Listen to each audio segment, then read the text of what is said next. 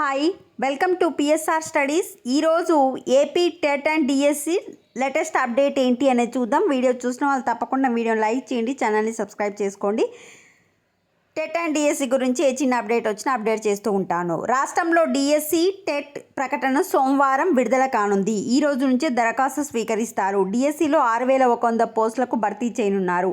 పోస్టుల సంఖ్య పెంచాలని నిరుద్యోగులు డిమాండ్ చేస్తున్నా ప్రభుత్వం పట్టించుకోవడం లేదు. ఈసారి కొత్తగా 12 ఏళ్ల క్రితం తొలగించిన అప్రెంటిస్షిప్ విధానాన్ని తీసుకురానున్నారు. డిఎస్సిలో ఎంపికైన ఉపాధ్యాయులు అంటే మీకు కనుక టీచర్ జాబ్ వస్తే 2 ఇయర్స్ వచ్చేసి మీరు పర్టికులర్ శాలరీ డిసైడ్ చేస్తారు. ఆ శాలరీకి 2 ఇయర్స్ వచ్చేసి మీరు అప్రెంటిస్షిప్ విధానంలో 2 ఇయర్స్ జాబ్ చేయాల్సి ఉంటుంది. ఒకవేళ మీరు ఏపీ ప్రభుత్వానికి ఏపీ గవర్నమెంట్ నిబంధనలకు విరుద్ధంగా కనుక మీరు వ్యవహరిస్తే మీ యొక్క అప్రెంటిస్షిప్ విధానాన్ని పెంచే అవకాశం ఉంటుంది. 2 ఇయర్స్ తర్వాతనే రెగ్యులైజ్ చేయడం జరుగుతుంది. అప్రెంటిస్షిప్ నథింగ్ బట్ ట్రైనింగ్ లాంటిది అనుకోవచ్చు. నెక్స్ట్, డిఈడి వారికే ఎస్జిటి అర్హత. ఈ ఇయర్ వచ్చేసి మీకు ఎస్జిటి పోస్టులకు పేపర్ 1, స్కూల్ అసిస్టెంట్లకు పేపర్ 2 విడివిడిగా టెట్ నిర్వహిస్తారు. ఎస్జిటి పోస్టులు రాసే వారికి డిఈడి లేదా 4 ఏళ్ల బ్యాచిలర్ ఆఫ్ ఎలిమెంటరీ ఎడ్యుకేషన్ చదివిన వాళ్ళు మాత్రమే అర్హులు. టెట్ రాసేందుకు ఓసీలకు ఇంటర్మీడియట్లో 50% మార్క్సులు, ఎస్సీ ఎస్టీ బీసీ దివ్యాంగులకు 45% మార్క్సులు ఉండాలి.